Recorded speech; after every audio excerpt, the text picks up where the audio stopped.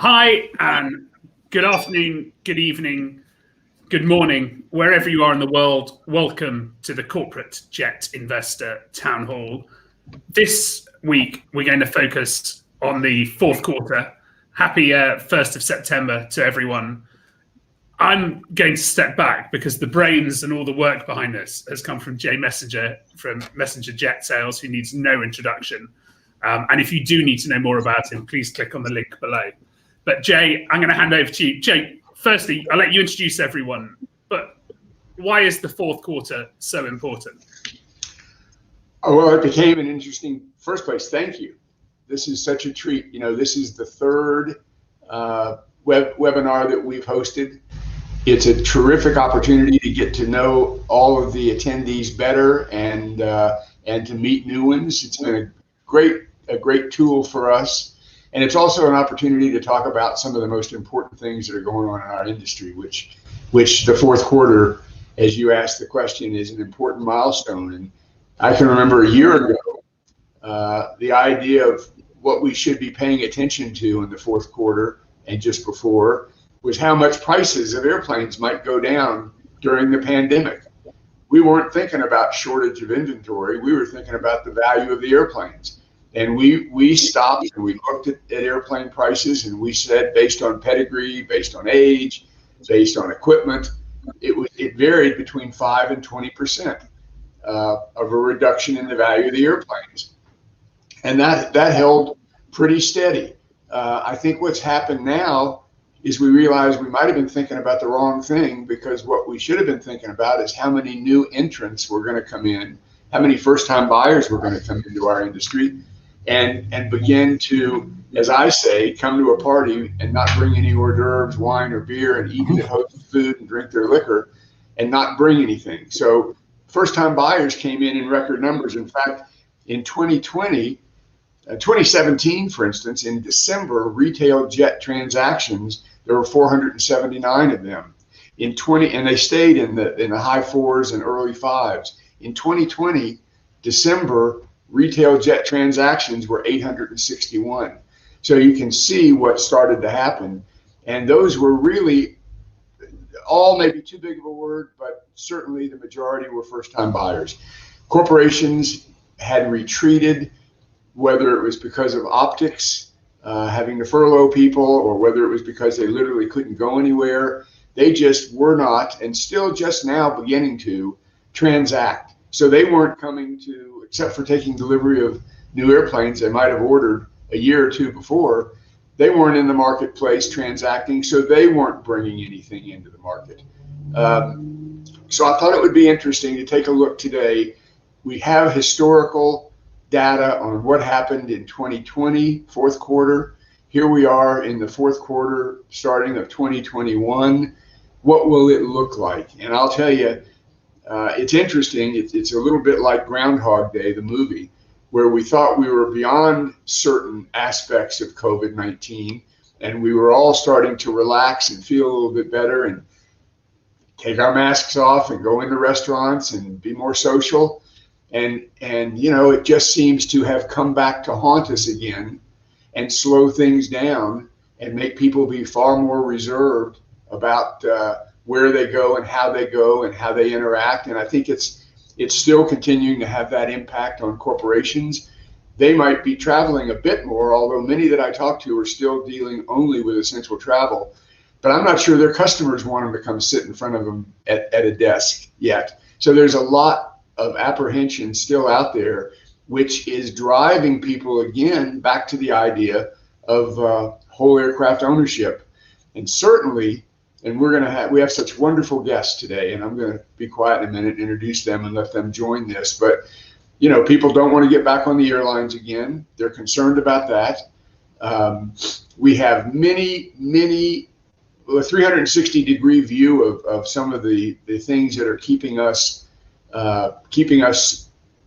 challenged. One is staffing, and we're going to talk about that.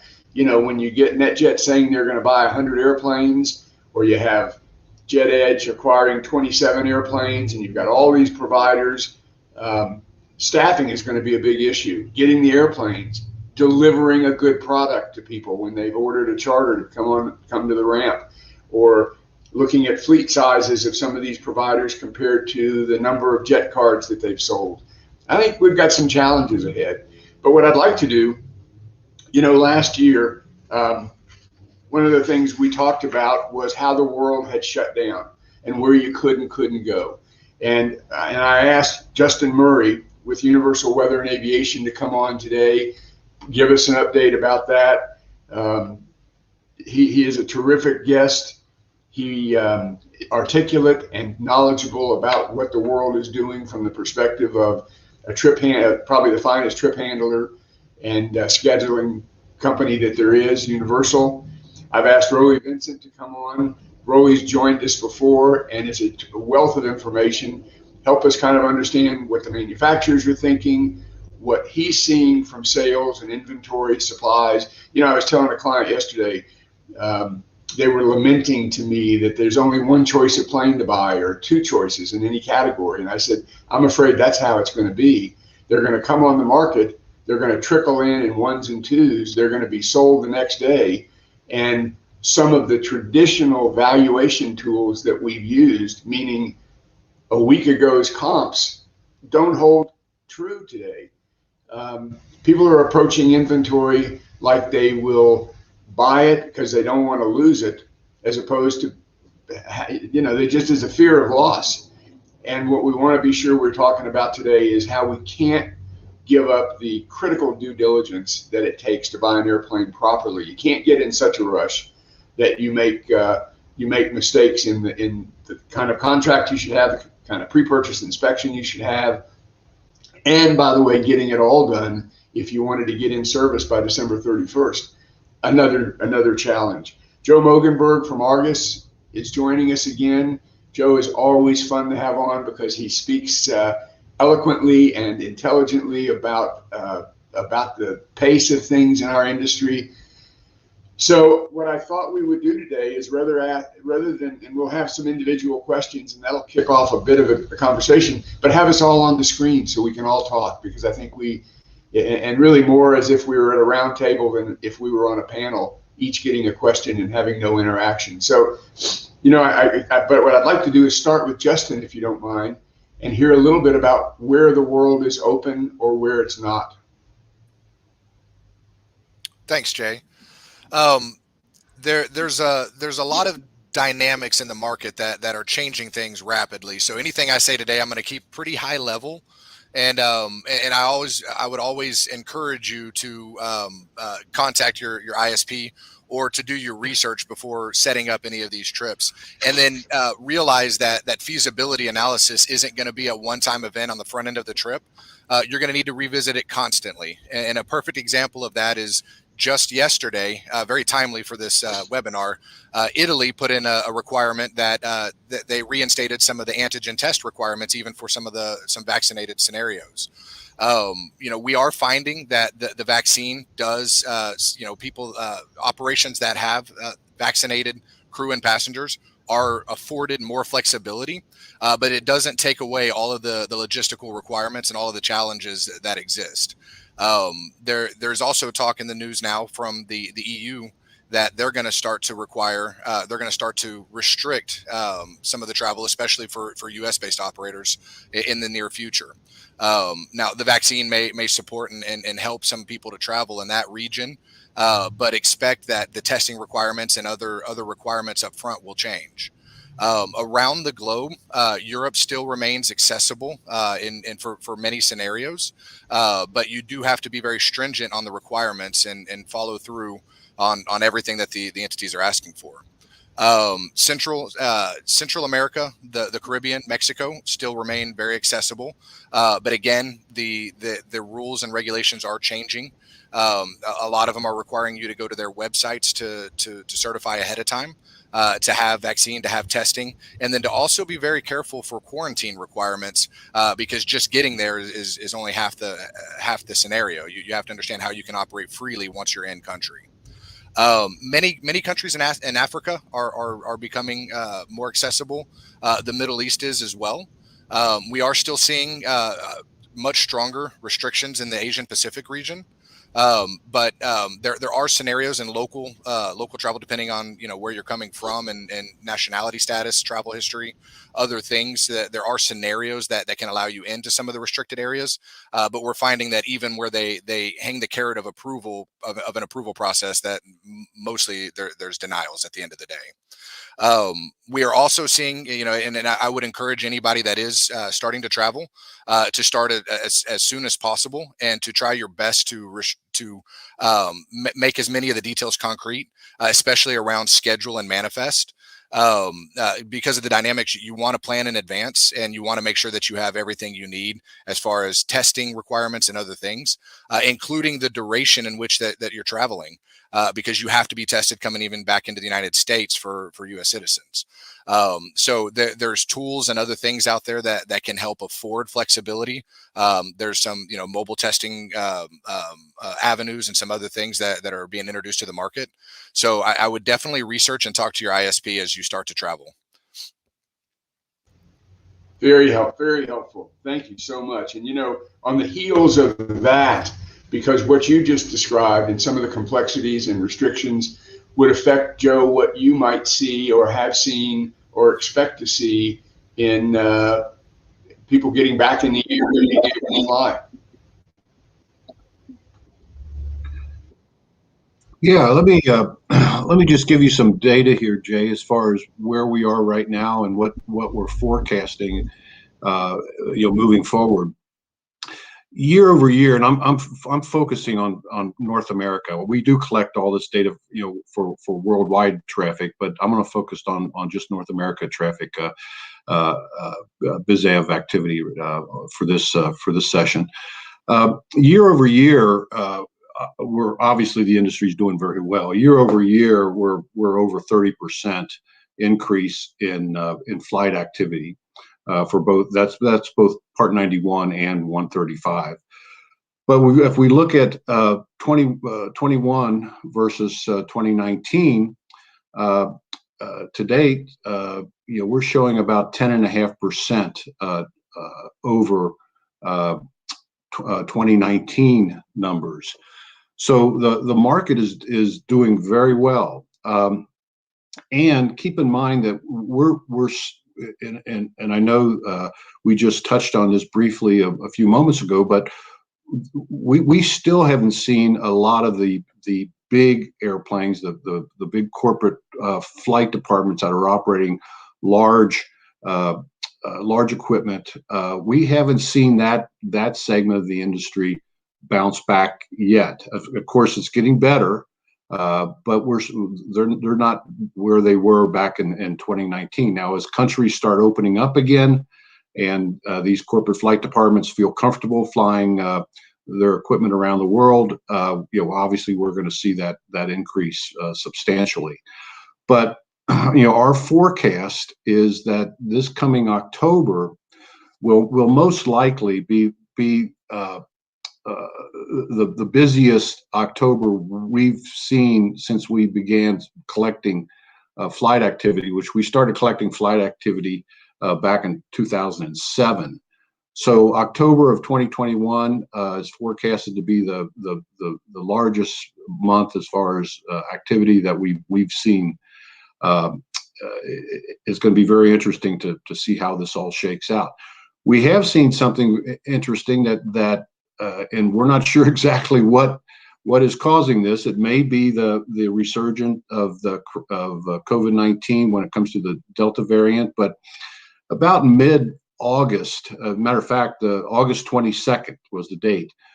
We started seeing some drop off in activity, and again, we're not sure what it is, but it may be something that's related to the Delta variant. We'll certainly keep a very close watch on this, and we will be publishing our August numbers here in the next couple days, and let everybody know if that is a continuing trend. But on the 22nd, as a matter of fact, we got calls from a couple customers saying, "Is this data right?" Because everything was on the upswing, and then all of a sudden on the 22nd we started to see some slowdown. So we'll keep everybody up to date on that. As far as just focusing on the corporate flight departments, currently year over year, we're up 37.9%, so 38% increase year over year. As far as 2021 versus 2019, we're up about 6%, 6.1%. So, and keep in mind that that is really not showing any big activity or real getting back to normal for a lot of the big corporate aircraft that are used for their international trips. So once that gets back into back into the swing of things, we're gonna see that go up substantially. The as far as the type of aircraft that are doing very well, the mid-sized jets are still doing terrific. That's where the major growth has been. As well as, of course, the Part 135 industry, which I know we've all been watching this, is doing extremely well. As a matter of fact, and I know Jay touched on this, we're seeing situations where the operators, the Part 135 operators, are really starting to struggle a bit finding quality quality aircraft. A lot of contracts that have been written over the last few years, especially on a lot of these card programs, they state very clearly in the contracts that the aircraft has to be, in some cases, 5 years, 5 years or newer. Some it's 10 years, but that's going to be a big problem because we're running out of really quality lift for the Part 135 business. No, go ahead. So go ahead, Jay. Well, no, I was going to ask you a quick question about that and then let you get back to it. And, I think that it's there are multiple reasons that we have a smaller amount of inventory for sale. And I think one of them are people that own airplanes that have them on charter certificates are getting more charter than they've gotten ever. And now are reluctant to sell because of the revenue that they can gain from that. I just wonder, when you talk about October being such a big month, if it will be a successful big month, because I do think that there's going to be some disappointment. I don't mean from a safety standpoint. I just think there are going to be some disappointed jet card owners and charter customers that are not going to have the demand filled as these companies start to execute on bigger demand than they've ever had and deliverables. Oh, that absolutely. There's going to be some, and we've already heard this, but there's going to be some disappointed charter customers out there because there's just not enough lift available. And we're going to see older and older airplanes being put on certificates, and those are going to be that's going to be the equipment that's going to be showing up on the ramp. So it's going to be a really next few months is going to be very telling for two things. One, whether or not the COVID-19 resurgence in some areas is going to have an impact. We hope not. And secondly is the quality of the equipment. Two big things to watch. When you talk about the market being up or activity being up 6% in the last year and 38% from or just this last year and 6% from 19, that must be in small and mid-sized aircraft, because you had said a minute ago the large body aircraft just still aren't flying yet. Exactly, that's exactly it. If the large aircraft were back to normal, flying activity, well, we would see easily double-digit growth over 2019. What about fuel? What about, again, back to, I've talked to several corporations who have more planes than they have pilots right now. The retention of staffing is difficult. Fuel may be difficult to get to these places when the big airplanes start flying again. I think there's a lot of impact to come that we haven't even guessed at when the corporations get back in the air?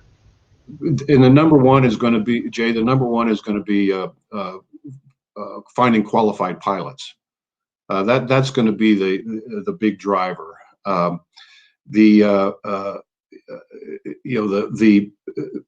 Many of these again, these card programs and a lot of the fractional programs and so forth, it's stated very clearly in their contracts as far as pilot qualifications and so forth and so on. It's going to be a real challenge to fill all these cockpits in the next few months. There's just not enough pilots out there. We constantly, and this is a daily issue with us, where the operators are contacting us saying we want to hire this first officer, but he or she only has 500 hours total time, but we want to put him in the right seat of XYZ. It just doesn't meet the qualifications that our customers are requiring, and it's going to be a big deal. But where are the pilots going, Joe? There aren't any more airplanes, really. I guess maybe more of them are selling in the United States that would have sold in other parts of the world. But what's creating the elasticity? Well, I think first of all, there was a period of time just a few years ago where there was very few pilots being. I shouldn't say very few. There was not a lot of pilots being trained. They were looking at the cost of a couple $100,000 to become to go through all the training and so forth and so on, and looking at what the salary ranges were once they were qualified. And a lot of young people just decided that was not the right route for them. Now that the salaries are going up, the pay scales is starting to get where it should be. These potential pilots or new pilots are taking a real close look at this, but it takes time. It takes time to fill that up. And the old method was you get all your ratings and all that, then you go in and you start flight training. You start becoming an instructor. That takes a lot of time. It just doesn't happen overnight. So eventually we'll catch up, but it's going to be years before we're back to normal as far as having a surplus of pilots like we had not too long ago. Well, this all happened very quickly. It will be a better investment to invest in basic training than it might have ever been because of what the salary status is on the backside of getting trained and being what could still be a 5-year process from start to corporate cockpit. But it's so interesting. Go ahead now. Unless you read all the headlines about autonomous flight. Right. Rowley, are you seeing that? Well, first of all, Alistair and Louisa, you set the watermark, the high watermark in our industry for bringing us together. I just want to congratulate you again. Yeah. Jay, thank you for moderating in this team. What a great group to be on. It's all Jay this week. It's not. Well, I retract my comment then about Alistair, but I'll keep with Louisa and with Jay. So there you go. It's fascinating. 15 months ago, we were wondering what happened to demand. Now and for the last bunch of time, it's all about supply. And regardless of the industry you're looking at, we're very focused on BizAv here and personal aviation. But my God, we've seen a dramatic change in supply. So we have all this demand, all these people interested in coming in at the lower end. They're chartering. They're either high net worth or want to be high net worth. And they're saying, I can do this. I can finally do this. This is the best way for me to move my family, to get to my second home, to get to my new home that I've just relocated out of one region and gone somewhere else. What are we looking at? We're looking at a supply issue, talent. I mean, we talk about talent. We've actually just witnessed a massive retirement of talent. People say, where did talent go? It left. It aged out. It's gone. It's not coming back. We've lost some pilots that, 30,000-hour pilots are no longer working because they're putting their feet hopefully in the sand somewhere and and enjoying a long and a well-deserved retirement. We have a talent issue that is massive in our industry, and we have to attract talent. And I love our passion. I think we have a very tangible product. I love all of that. But I'll tell you, gentlemen, we have and ladies, it's great to see the panel of people on our call today, friends, and I want to meet people out there, but we have a massive supply issue. Talking about the OEMs, I mean, they're loving it right now. They're getting the orders are pouring in, prices have firmed, backlogs are building, book-to-bill is above 1 everywhere you look. Great. It's been 10 years, by the way, since we've seen that. So we're happy to see that for them. If you're selling, if you're you're getting firmer prices. If you're buying, you're probably a little disappointed. Not much left on the shelf for sure. You might be on your way to the OEM with your pre-owned broker because that's the only place to buy anything these days. And then at the end of the day, if you're chartering for the first time, you thought you're getting a new airplane and something built in 1994 shows up. And, I'm sorry. As an industry, we have to step it up and make sure that experience, that delight that people were expecting from us is delivered. Well, that's all about expectation, actually, and reshaping it for every segment of our industry. Literally things are changing so quickly, and I changed my vocabulary almost daily to meet the need and the expectation of the market space. And I don't use the word bubble anymore. I think that this demand, because it runs so deep in our industry, is not something that will be over. Supply is not going to catch up with demand. Could be years, could be never, depending on how sustainable this new group of people coming into our industry remains and stays. And though prices are firming and actually going up, we can't be afraid to get in the market. What we have to do is be sure that we help those people that are getting in the market do it properly, have the right expectations, buy the right category airplane by doing the right mission work first, so that they'll own these planes 5, 6, 7 years, not just 6 months or a year. And if they will, the increase in prices that are occurring right now are not going to be very effective or damaging to them when they go to remarket these airplanes. Getting in smart is really the key, I think. And it's not a bubble. I think we are in a new shape, and very different, by the way, than it was between 2003 and 2007, when the emerging markets were coming up and they were gobbling up all of our new and like new equipment. This buying sensation cuts across the entire platform of aircraft. Older ones, legacy, newer ones, big ones, small ones. So it's not just the new or like new that are swept up in this demand right now. It's pretty exciting. Al, if I could ask you a question, you sit in that seat every day or every week and listen to some of the finest talent that there is discuss our industry as a phenomenon from your perspective, and you write about it every week. What are you seeing different? How are you feeling about it in other parts of the world and from where you sit? So on the whole, I think it's amazing, and no one this year expected it to be last year expected it to be like this. I think it's very exciting. We've got some great points about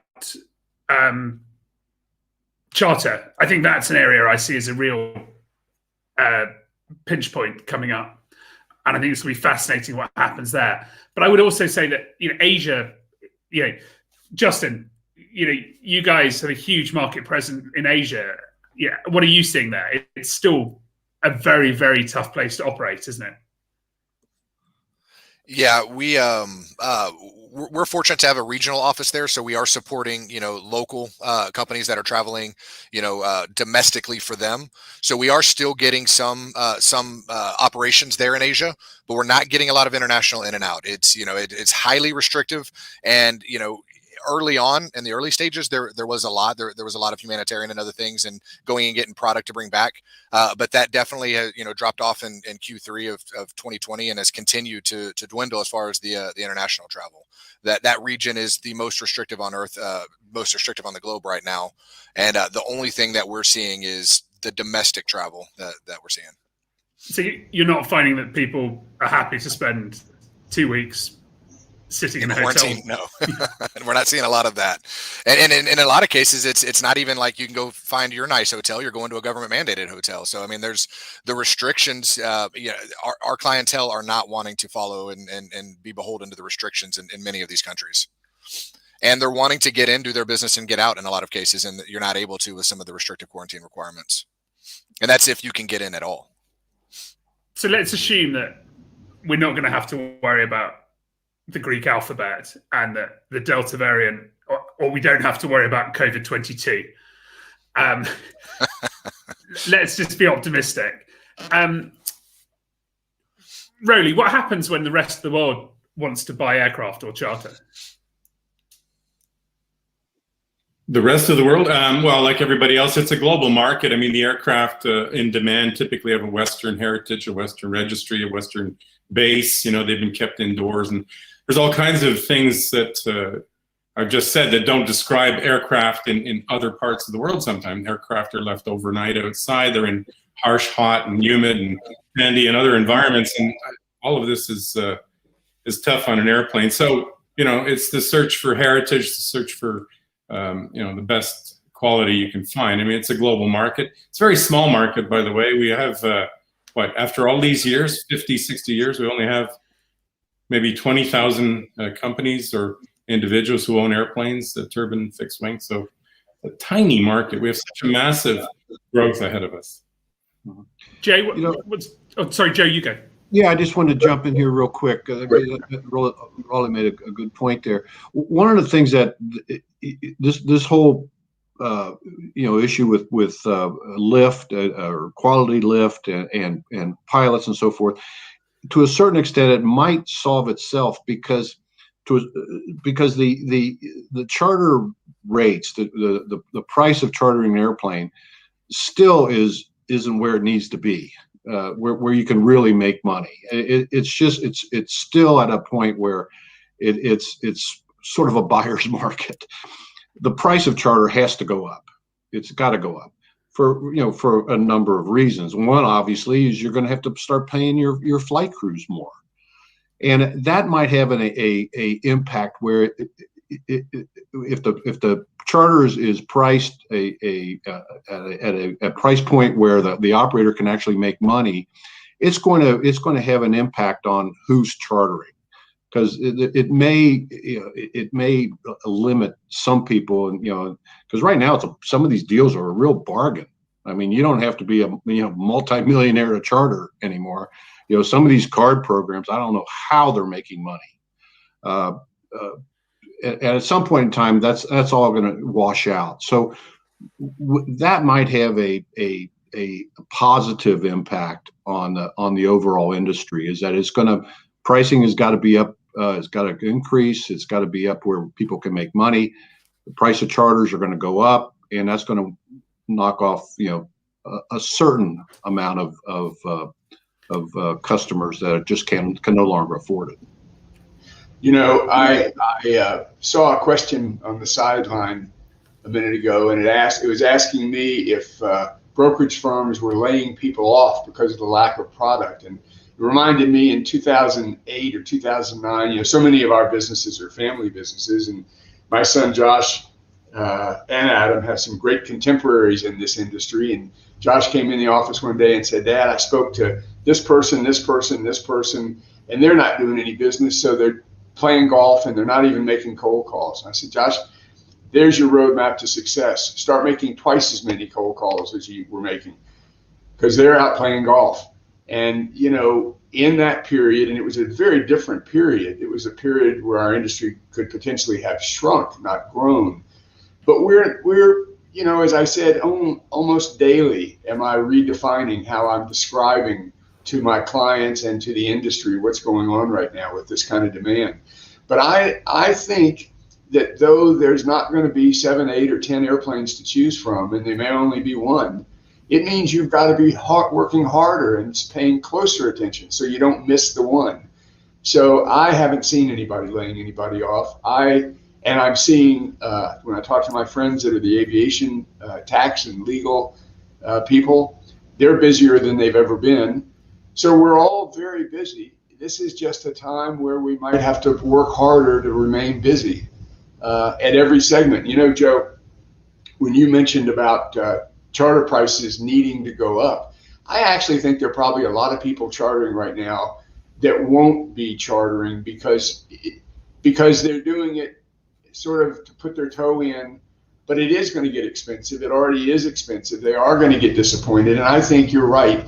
There will be some evolution in the base of charter customers and jet card people that will go away and be more comfortable back on the airlines. And so that could right itself a bit. Although it's very hard going back, isn't it? It is hard going back. It's a heck of a way to travel. But and you know, when it gets more expensive, that added revenue is not necessarily going to go in the aircraft owner's pocket. As you said, Joe, it's going to go to increased cost of fuel, of staffing, of all the ancillary expenses that go into it. And unless we can get a better return to the owners of the airplanes, they're not going to be incentivized to put their newer, better planes into a charter pool just to be beat up and worn down. So it's going to be very interesting. Rolly, what are you seeing with respect to the manufacturers? Are you hearing any rumblings that they're going to increase production to meet some of this demand, or are they going to stay smart and keep their production at a place where, or are they believing this is a bubble? Great question, Jay. I think it's a really important question.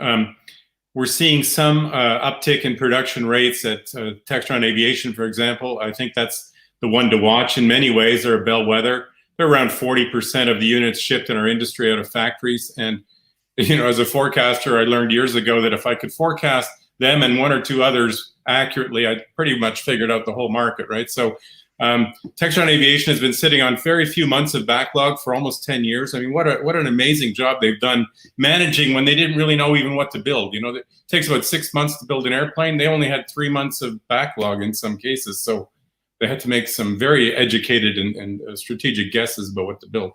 Good news there is it's come back. I mean, Textron Aviation is doing really well, very strong numbers. Most of the OEs in half of 2021 are talking about a book-to-bill 1.5 to 2. That's what you want to see for a while. They'd love to see production rates back up, but frankly, it's a supply chain issue as much as anything.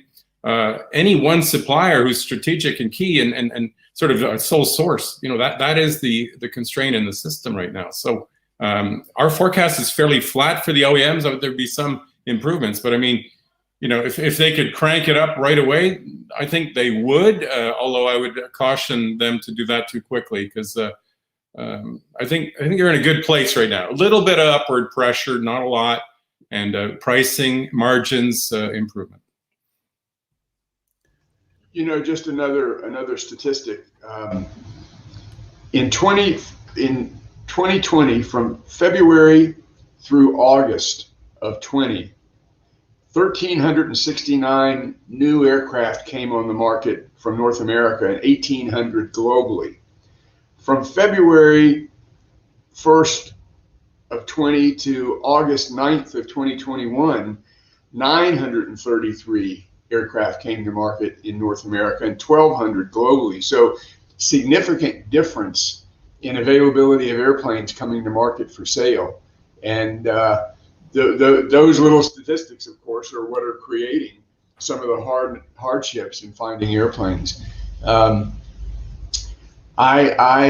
wish I could say that I think it's going to get easier, but I think it's going to remain like this. And, you know, Rolly, you've always been such a proponent, obviously, of our industry, and you said some things yesterday on our dry run about how proud you are of the industry right now and the reputation that it's living up to during these kinds of times. Would you take a minute and talk about that?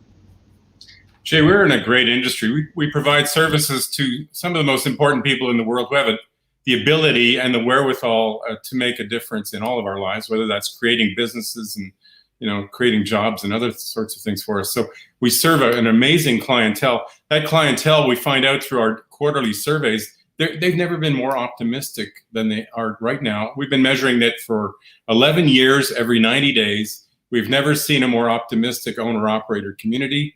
Now, Delta variant, Lambda variant, and every other Greek variant aside, we're going to get through this. We're a resilient industry. We're resilient people. We don't stay down. I love the enthusiasm in this industry. I love the entrepreneurialism in the industry. I just hope and wish and look forward to bringing more new, fresh, diverse talent into our business. It is the most important thing. If we're not doing, shame on us. We need to bring young, diverse people in, and we need to train them, we need to include them, and we need to build them up. Diversity and inclusion is one of the most important things we could talk about, because you're right, it is not an industry that reflected that historically, and yet so many initiatives are being put in place, not certainly external to our industry, but internal to our industry.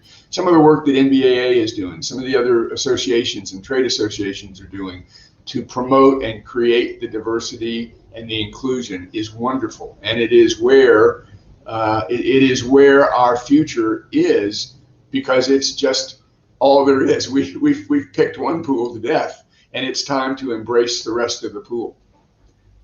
We've got loads of questions to get through. Okay, good. And I think we can follow up from the diversity and the age. Well, basically, I think we can put them into three buckets. We've got charter, we've got pilots and talent, and we've got others. So, Joe, do you want to start with a charter one from John Raviv, one of the industry's best analysts, along with Rowley, obviously, John's equity, Rowley's market. Jay, why has charter price not increased in light of supply-demand imbalance in lift capacity? Do you think some operators are subsidizing charter costs with the goal of growing volume so they can justify valuations? Is that sustainable? Well, the operator, I mean, the operator is not the one who is subsidizing. It's the aircraft owner. The market, and I've been saying this for forever. The charter pricing has always been, way too low. We've got to get this pricing up where it needs to be. So the number of operators out there that quote unquote subsidizing, that only lasts for a certain amount of time. The aircraft owner is the one who is really taking the hit on the price of charter. The aircraft owner needs to make more money on the back end of the deal, and the charter operator obviously needs to start charging more.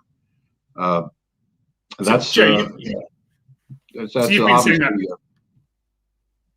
You've been saying it needs to rise, I'm guessing, for 40 years since you were running an operator.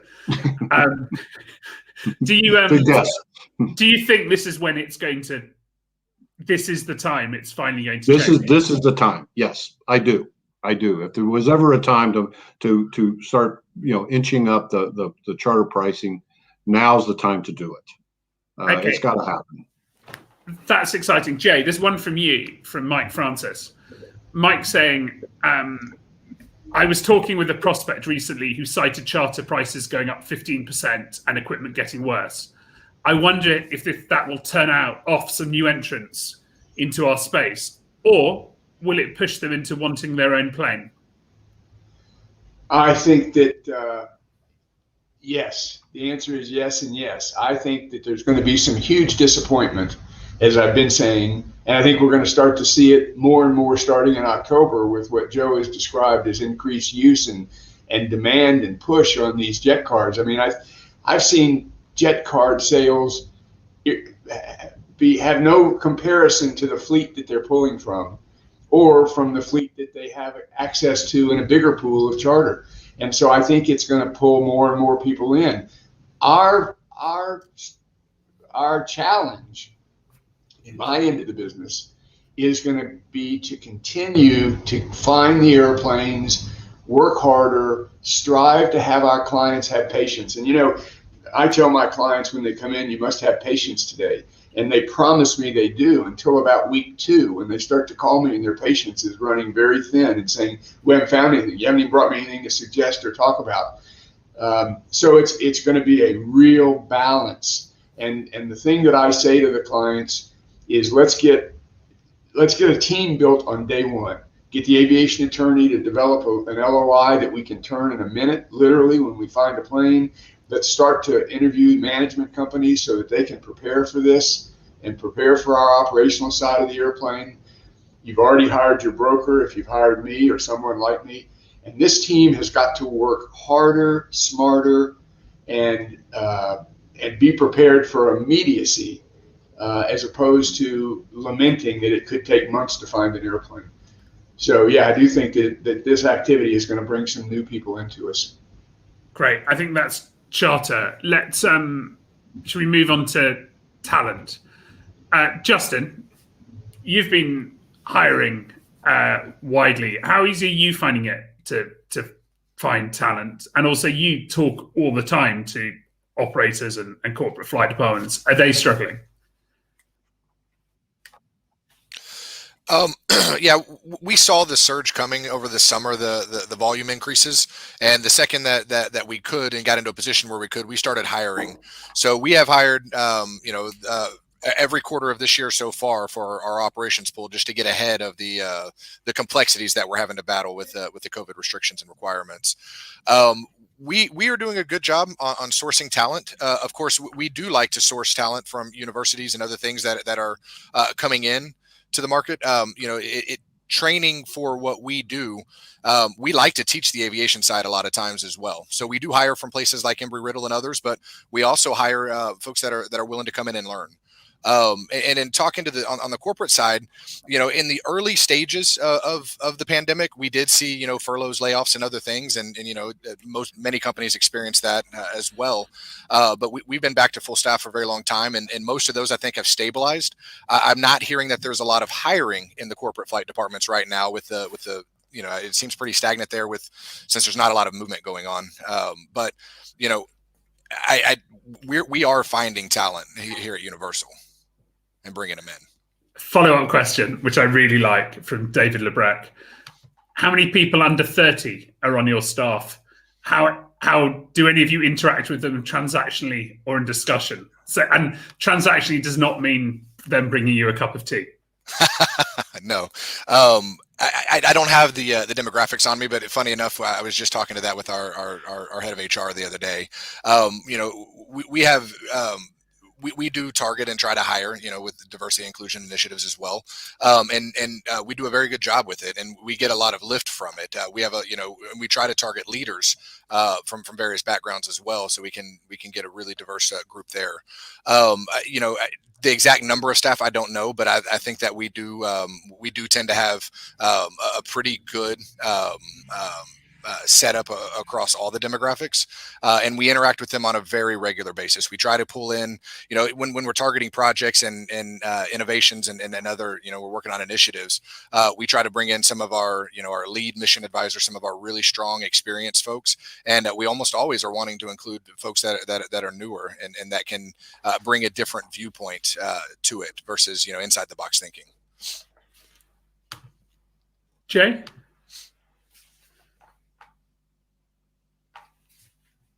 No, I'm fine.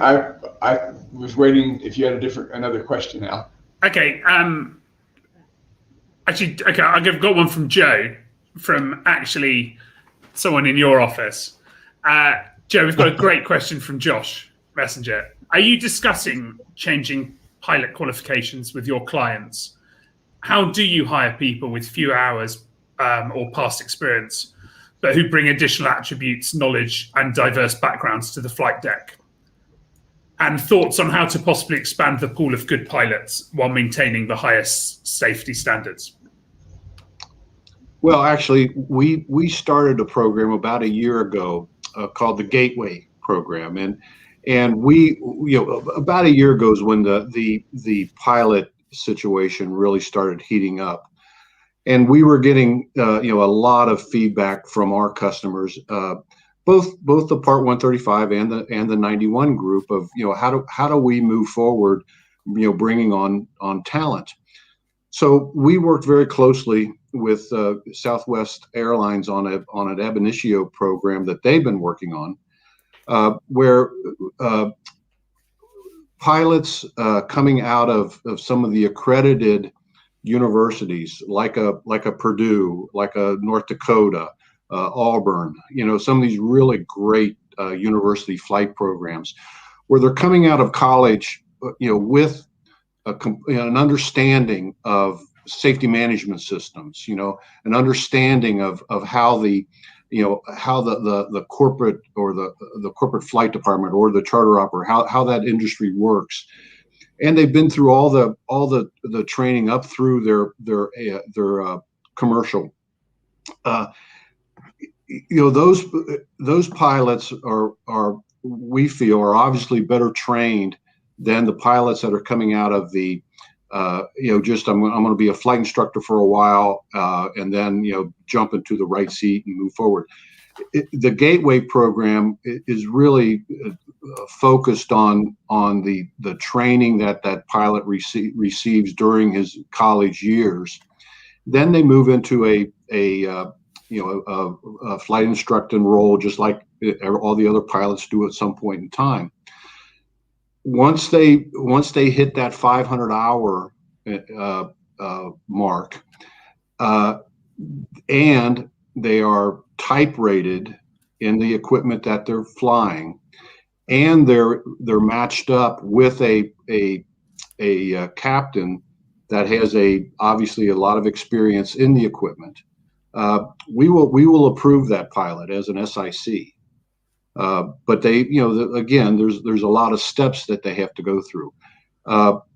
The understanding of again, safety management systems is something critical, but the understanding that the pilot has a really good background of the aviation fundamentals makes a huge difference for us. So on a case-by-case basis, we will approve a SIC again, depending on who they're paired with in the cockpit. We'll go ahead and approve that SIC. Great. Talent is something I think we'll do a whole one of these on. Cheryl Barden, who clearly knows what she's talking about, says the talent shortage is going to be our biggest challenge when international travel opens up. A majority of corporate operators have open pilot positions they're waiting to fill, and it will be a massive fight for talent. Jay, question for you and Rowley. Question from Mike Francis again. Where is the inventory going to come from? Are there buyers waiting on the sidelines expecting to sell their plane in Q4 for an above market price? I think sellers. Are there sellers waiting on the sidelines? Well, I think we have to be very careful that you don't just throw a dart at the wall to decide what your plane is worth. There has to be some reasonableness. It's a different set of metrics than, as I mentioned earlier. You can't necessarily use what a plane sold for 6 months ago to decide what it should sell for today, because the demand is different, the supply is different, of course. But I think that where will the inventory come from? It'll come from several things. It'll come from corporations getting back in the picture and when they transact, putting a piece of equipment in the pool. I think that people say to me now, I'm not going to own 2 planes, but I don't want to be without one. That was an old mantra. Today, actually, what they're saying is I'd be willing to own 2 until I have the certainty that I can have the one I want. And that will ease up some inventory. When people have more confidence that there'll be something to find, they'll take advantage of putting their plane on the market first rather than second. And lastly, I think you're going to see some adjusting and right sizing of the charter demand. Some people are going to realize that it's not a panacea to get 500 hours a year of charter on my plane. I'm going to go ahead and sell it as opposed to keep it. That's going to bring some inventory into the pool.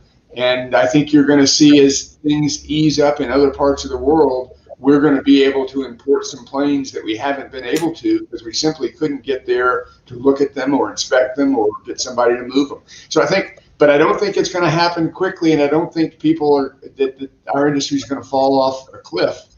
And people that have bought planes now and paid a little more for them are going to have been hurt by that at all. I think when it's time to get in the game and begin flying, because you've recognized either the need or value proposition, do it. Don't be afraid of the pricing right now.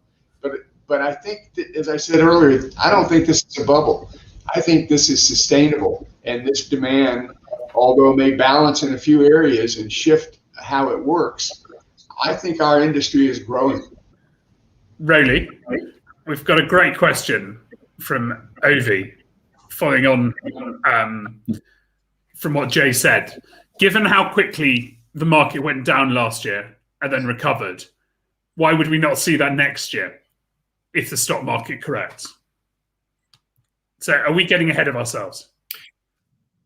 Yeah, the stock market and our industry went different ways about 15 years, maybe 14 years ago. We haven't been on the same trajectory since. So we look at the stock market, but frankly, that's not a driver of our industry as it was. I think GDP generally, the growth of our economies more generally, is the primary. You can look at corporate profits, you can look at confidence in business, confidence in consumers, the cost of money. These are the sorts of things we look at. Differential interest rates or exchange rates or whatever. There's a lot of money factors we look at. But when it comes to the stock markets, we long ago separated. We thought we were on this sort of parallel path, but it was probably more almost a mathematical correlation as opposed to a behavioral correlation. So I think what we've seen is residual values have firmed. At least the decline of residuals has slowed, back to maybe some stronger values.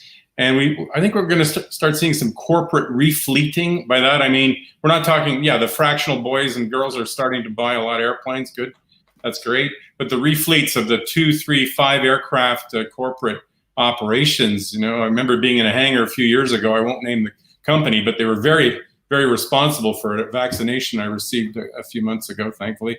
This company refleets every once in a while, and they go from having 2012 airplanes to having 2018 airplanes. And I think they're going to start having 2022 airplanes here in their hangars pretty soon. So refleeting gives Jay and other brokers like him, the fine folk out there who you want to go to. They know what they're doing. They've been around this rodeo before. It's going to give them something to sell when we see refleeting of corporate airplanes. That's happening now. Great. Okay, Jay, we've got so many questions. I think we've answered a lot of the ones. There's some great questions or comments from Lucas and Jet Valley's Jeremy and Richard Berkemeyer and Terry, which we'll come back to, I think, on future town halls. Jay, did you want to go for final thoughts and questions? Well, this was such a great and fast hour. And I can't tell you how much I appreciate each of my friends that have come on and added to it. And Al, for you giving us the platform to do this. I think that we have a very, very, very busy, very challenging fourth quarter. And when I say challenging, it's just a function of it being so busy. I think we've got a lot to learn and a lot to pay attention to. And if we do it as a team and we do it as a cohesive industry, which we are, I think we're going to be just fine, and those people coming in will be welcomed and be glad they joined our industry as owners and operators. And thank you all so very much. I think we're out of time, it looks like, Al. I think that was a great summing up. Final summing up. Justin, Joe, and Rowley, in one word, how would you sum up the fourth quarter? Justin. Exciting. Great, exciting. Rowley? Robust. Jay? I think challenging. Okay, which is what Jay went for. Jay, Justin, Joe, and Rowley, thanks so much for your time. Please all check out Messenger Jet Sales if you're looking for an aircraft now for this quarter. That's who very kindly sponsored this town hall. We'll see you all in a few weeks, and thanks so much for joining us.